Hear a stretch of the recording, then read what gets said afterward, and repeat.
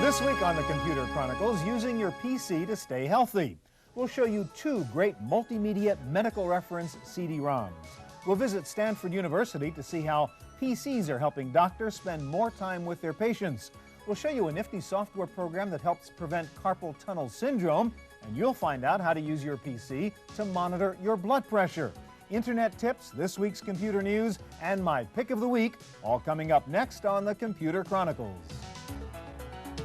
The Computer Chronicles is made possible in part by Acer America, proud supporters of intelligent programming, computer or otherwise.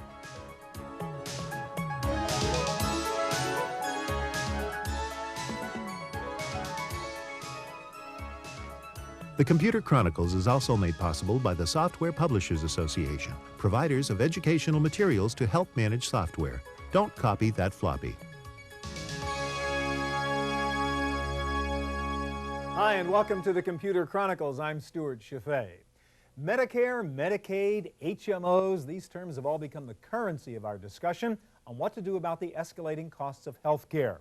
One of the usual culprits in the debate is technology and its high cost.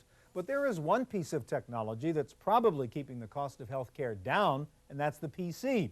Whether through new multimedia software or online forums and news groups, many of us are finding low-cost solutions to routine medical problems. One good example is the new Doctor's Book of Home Remedies from Compton's New Media.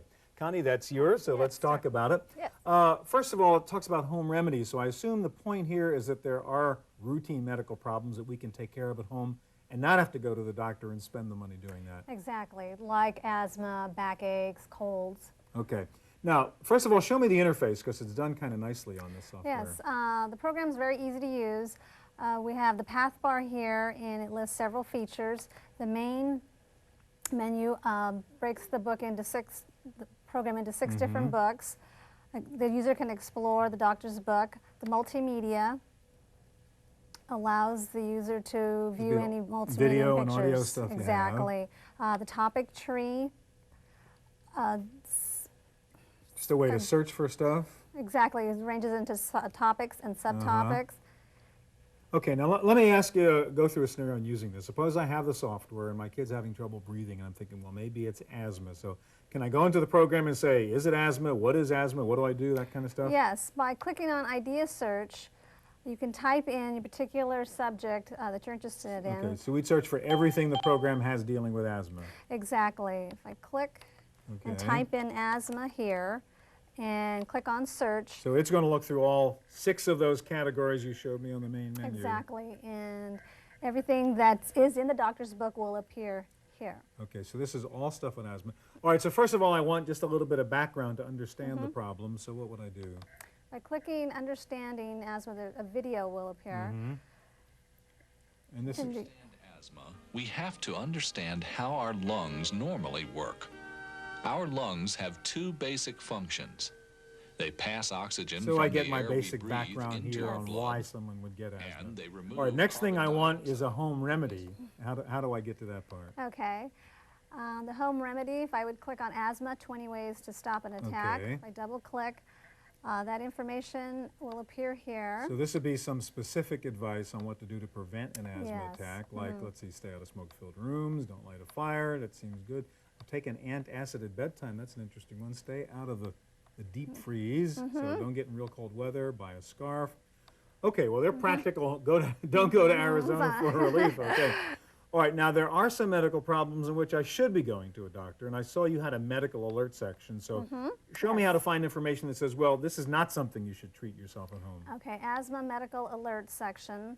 By clicking the information and you describe the take this stuff symptoms. seriously, and then at the bottom there it says, yeah, breathing problems, this is not to be taken lightly, Exactly. and maybe you should go to a doctor. Yes. Okay, that's home remedies. Well, Thanks thank you. very much. All right, with the push on to control medical costs, we don't want a doctor spending a lot of time doing paperwork. We want to maximize time with the patients. At the Stanford University Pain Center in Palo Alto, California, they're using a new PC-based network to do just that. Medicine has progressed greatly in the last centuries, but the physician's role has always included a certain routine: examination, diagnosis, and prescribing treatment. Documenting these events, even today, is usually done with pen and paper. Stanford University's pain management clinic is now using a portable wireless PC to keep medical data in one place, accessible to everyone.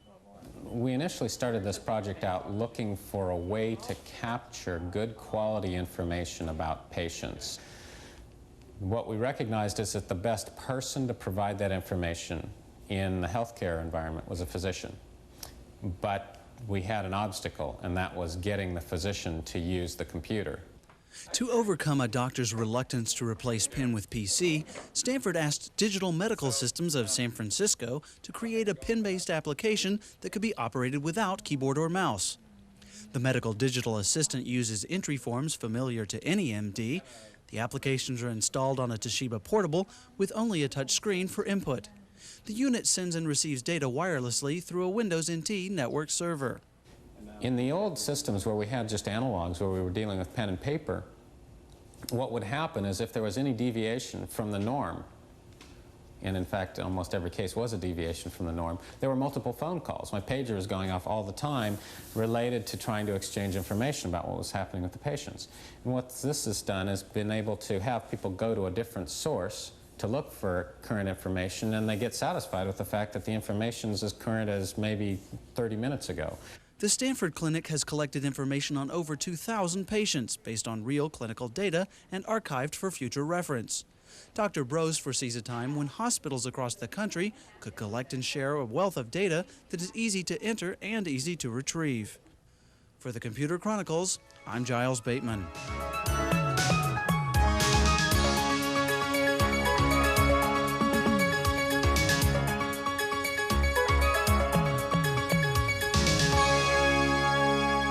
Now, the best way to save on medical costs is not to get sick, but that means living a healthy lifestyle. Well, computers can help there too with software like the program we're about to look at called the Multimedia Workout. All right, Bud, you're not from the software company. You're just a guy who cares about your health, and you're a runner, in fact, right? Correct, yes. So you're interested in this kind of Oh, stuff. definitely, So that's why we're going to talk about yes. it. All right, with this Multimedia Workout, I guess the first thing you do is you have to tell the software who you are so Correct. it knows what the plan for is. Right. We should go into the personal profile first, list your name, as you can see here, gender, your age, height, weight. This will help you determine the daily intake of calories. And also, you can note your activity level, whether it be moderate, vigorous, or whichever you prefer. So the software has some intelligence in there. Once it knows who you are, it can plan the activity programs for you, Yes. I take it. All right, there's two things to being healthy, right? That's exercise and diet. So let's Yes. talk about exercise first. And we all want to, as we get older, keep our stomachs flat and do the abdominal exercises. Suppose I wanted to go into the program now and say, what do you recommend I do to do stomach exercises that'll be good for me and not strain me and so on? Well, Stuart, we will go to the muscle database, and we'll show you Mr. Muscle. And these are the areas of muscles that you can concentrate on. Here we have the front view. There is a side view and a back view. All right, so I want to work on my abs. So I just Okay, let's click go back. on the abs. Let's go back to the front view, and we will isolate on that. And we have a young lady that's going to show us the abdominal crunch floor. All right, so this is one of the abdominal exercises I could do. And we've got, okay, let's see this. Abdominal crunches on floor. This exercise primarily works the abdominals and obliques, So we got full especially motion when video twisting the stuff. They torso really show me during how the to movement. safely do This the is an different excellent stomach isolation Safety is important exercises, to yeah. observe in this program, yes. Okay, and there was a whole long list of different abdominal exercises I could have done. Many of them, yes. All right, Yeah. let's talk about the other side of the equation, which is diet. Suppose I'm doing my exercises, but I'm eating junk food, and I want to check and see it's bad for me. And I eat a lot of peanut butter and jelly sandwiches late at night, and somebody told me peanut butter was bad. So could I go to the program and sort of check that out? We all do. We'll go to the seafood database. See, Oh, the food I'm sorry. database, that's all right. And we will scroll down. As you know, Lifestyle has 5,300 different foods in this. Now let's find nuts. Grab nuts there. And then so we will under go there- over here to scroll down to peanut butter. We have Okay. Skippy low fat. All right. Now we can view the nutrients. Here you see the calories, protein, carbohydrates, and all the vitamins. We can also show you the graph of nutrients, the graph calories, Wow. and there's also a pie chart. And look at that. You picked low-fat peanut butter, and it's got nothing but fat in it, huh? Excellent. No point in doing exercises and eating a lot of Right. peanut butter. Yeah. Thanks a lot, Bud. Right. My pleasure. All right, one way to stay healthy and keep your health care costs down is to find out that you have a medical problem at the earliest possible moment. PCs can help there too with new home diagnostic tools like Dynapulse. This is your baby, Andy. And with this thing, you can take your blood pressure at home using your PC, is that it? That's correct. And why would I want to take my blood pressure at home? Well, to control any type of hypertensive condition, you do need to monitor your blood pressure frequently. The Dynapulse allows you to take the blood pressure measurements and then also keep records of the blood pressure measurements over time so that you can supply the information to your physician. All right, so show me the software interface first, Andy. Okay, well, we'll go ahead and select a user first, in this case you, and we'll go ahead and take a measurement. We click on Measure and Start, and this will bring up a graphic showing the proper cuff placement. All right, so it's sort of easy to figure out how to do this. Well, you'll help me since I haven't read the manual Sure. yet here, Andy. You just slide that over your arm Okay. and fasten the Velcro, and then just rest your arm and Okay. relax. Relax, right? We'll click on OK, Okay. and it tells us to close the air valve. Mm-hmm. And once again, we click OK and go ahead and pump up the cuff. And how do you know when to stop pumping? When I scream, or? It'll tell us when to stop pumping. Okay, I and the see. computer also beeps. Now this is a real-time display of the blood pressure. You can actually see your heart beating Yeah. on the screen there. Mm-hmm. Okay, so it'll tell you when to start and stop and Right. It bleeds automatically and then Uh-huh. tells us to release the remaining pressure. Okay, so it says release air. And the measurement results appear on the screen. Okay, so I was what, 141/86 is the way you'd say that, right? That's correct. Now, how do I know what these numbers mean, Andy? Is this good? Is this bad? Do I run to the doctor right away and panic, or what? Well, we have a medical facts section. You can take a quick look here. It shows the various levels of hypertension, normal, high normal, all the way up to very so severe I was sort hypertension. of high normal, maybe a little bit of mild hypertension there doing this show here. Right. Okay. Now, you mentioned that you showed me the trend section before. What is that? Okay, the trend, we'll click on Windows and Trend, and this brings up a long-term graph of your blood pressure over a period of time. It shows the systolic measurements in red, mean blood pressure in yellow, and the diastolic in blue. Heart rate is down here in beats per minute. Now, could I take this stuff and actually print it out and then bring it with me when I go to the doctor and say, look, I've been checking my blood pressure? And here's That's the kind of the idea. You can print out any of either the measurement or the trend screens. There's also a columnar report you can print out, which shows the information in a tabular format.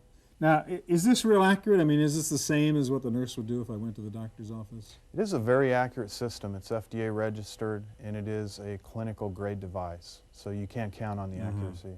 How does it compare to those things you see in the catalogs where you put them on your finger and you take your blood pressure off your finger? Well, those are actually very notorious for poor accuracy. Really? The Dynapulse does a very good job. And how much does it cost to get this thing and the software and all that? $139 includes the cuff, the measurement unit, everything that you need with the exception of 4 AAA batteries. All right, not too bad. Thanks a lot, Andy. Thank you. All right, computers may be part of the healthcare solution, but sometimes they are also part of the problem. One of the most common and costly illnesses these days is RSI, repetitive strain injury, often found among people who spend a lot of time at computers. But now there is software that can help you prevent RSI. A computer comes equipped with input and output devices such as a screen and a keyboard. What it doesn't offer is a way to keep computer users from developing work-related ailments after using those devices. Stretcher Size from Prescribe is a software window designed to force typists and mousers to stop and exercise at regular intervals. The doctor who developed the program did it out of frustration with his patients. I would treat my patients, would invest a lot of time and effort together, get them better, have them go back to work, and see them back in 6 months with recurrent problems because they were unable to modify their work habits. So it occurred to me that if you're working in front of a computer, the computer can help ensure compliance with a therapeutic program, but more importantly, be a preventative care tool. Arthur Coleman, an executive at iCubed Corporation, is a PC user whose recurring pains and numbness sent him to Dr. Gambard. Stretcher Size is part of his therapy, a way to force him to remember the need to take a break. Number one, a doctor can tell you what to do, but you don't necessarily do it. Secondly, because I get focused on my work, I forget to do the exercises. This software allows me not to worry about it, that I know that I'm going to get reminded no matter what I'm doing, it's going to interrupt me. And third, it's customizable, meaning I can set it to interrupt me if I'm doing word processing. I can have it interrupt me when I'm typing based on so many keystrokes. When I'm doing graphics work, it can interrupt me so many mouse clicks. And when I'm on the phone, I can just set it for a certain period of time so that even when I'm on the phone, it stops me to do the right exercises to have me avoid injuring myself. For the Computer Chronicles, I'm Giles Bateman.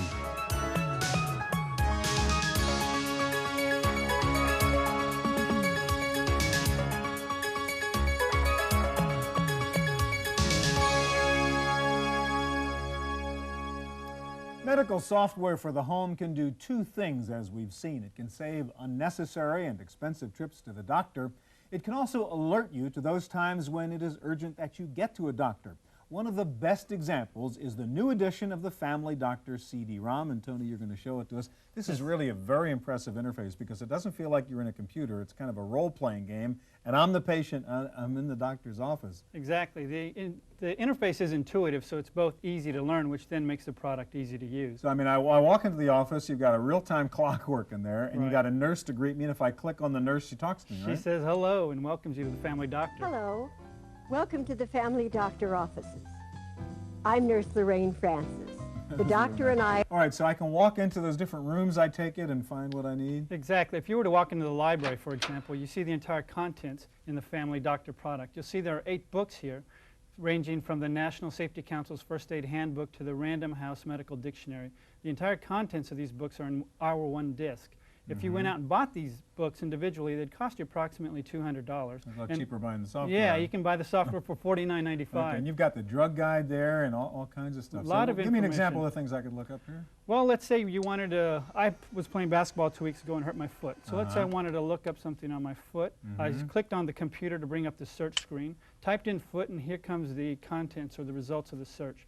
What's interesting here is that you'll see the results are sorted by the title of the book. So if I'm interested in first aid, I can quickly get at that information rather than scrolling through the whole. And there were how many hits in each of the Well, there were books that's in there, 68 plus 19 and 10. So there's a lot of information here.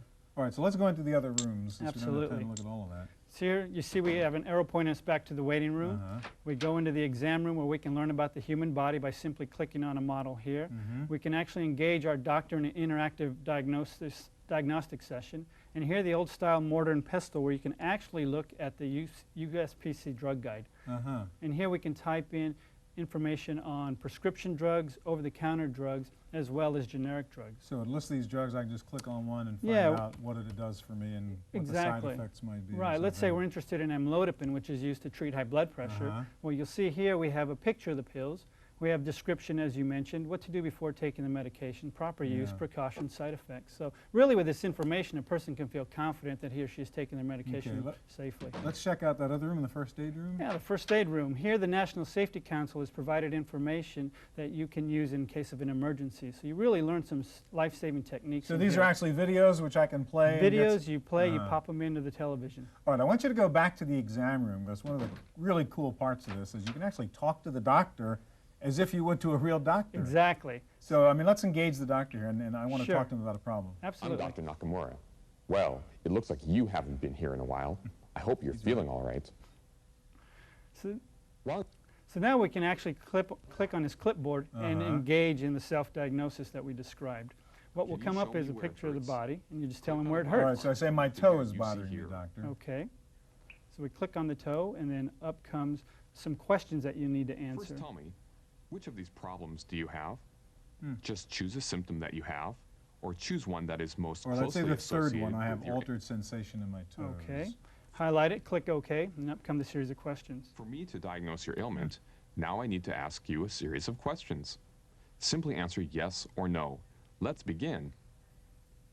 Okay, let's say no to that one. That's not true. Sure. I know I'm not diabetic. The next I'd question. say no to that one. Yeah, I'd say a little bit. That might be true. Okay, so let's say yes. Your symptoms are consistent with this condition.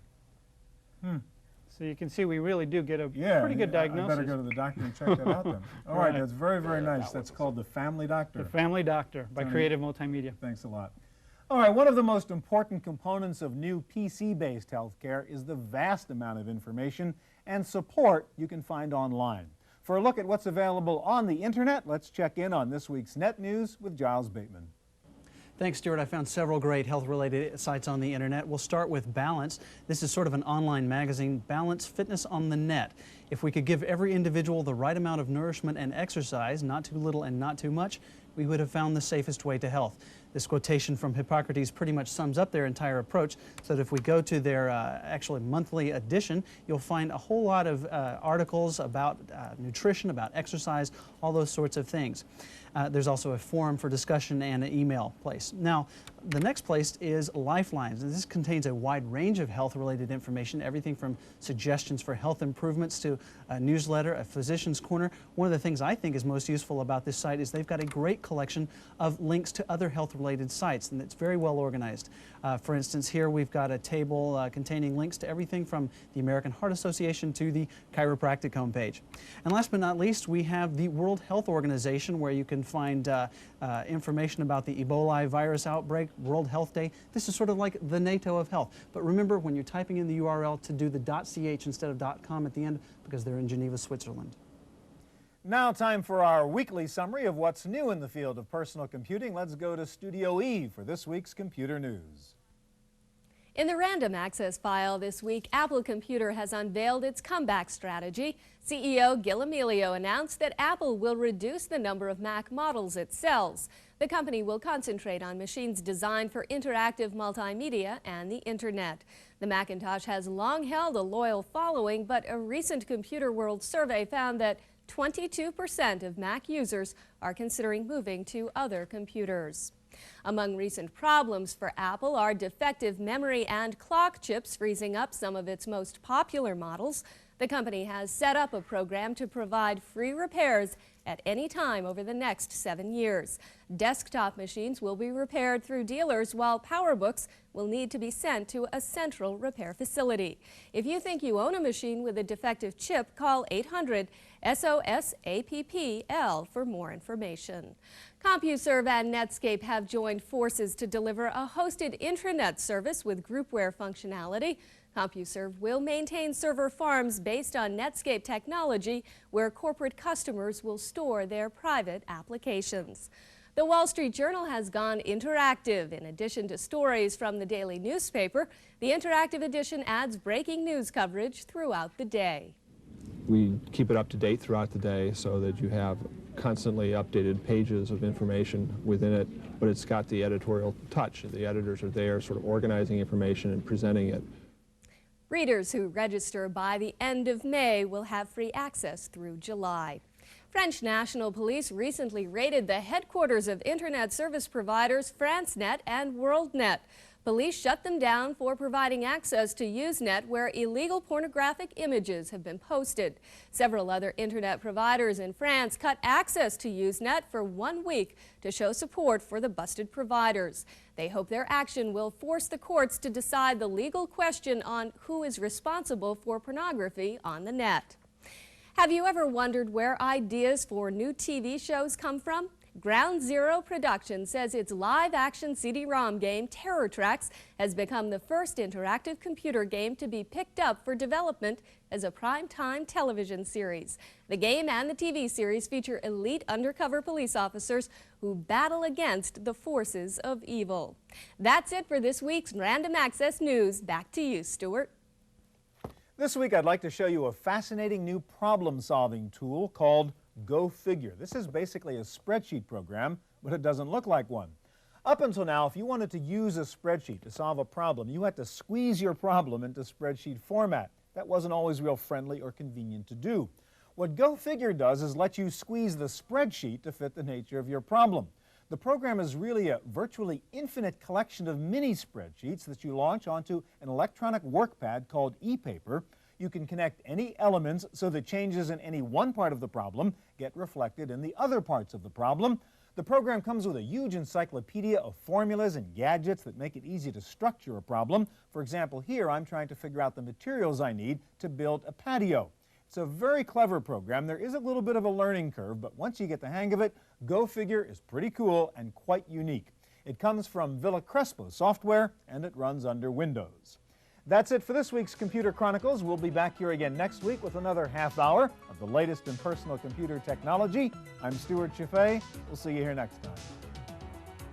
The Computer Chronicles is made possible in part by Acer America, proud supporters of intelligent programming, computer or otherwise.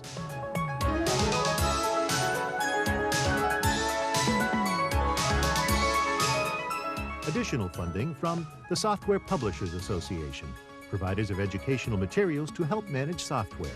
Don't copy that floppy. Videotape copies of all Computer Chronicle shows are available for $32.50.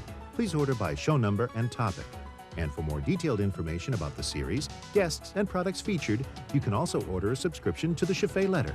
In each issue, Stuart provides his unique insights and thoughts about the fast-changing world of personal technology. Videotapes and the Chaffee Letter can be ordered by calling 1-800-800-9520 or by writing us at the Computer Chronicles. For more information on anything you've seen on today's program, check out our website at www.pctv.com.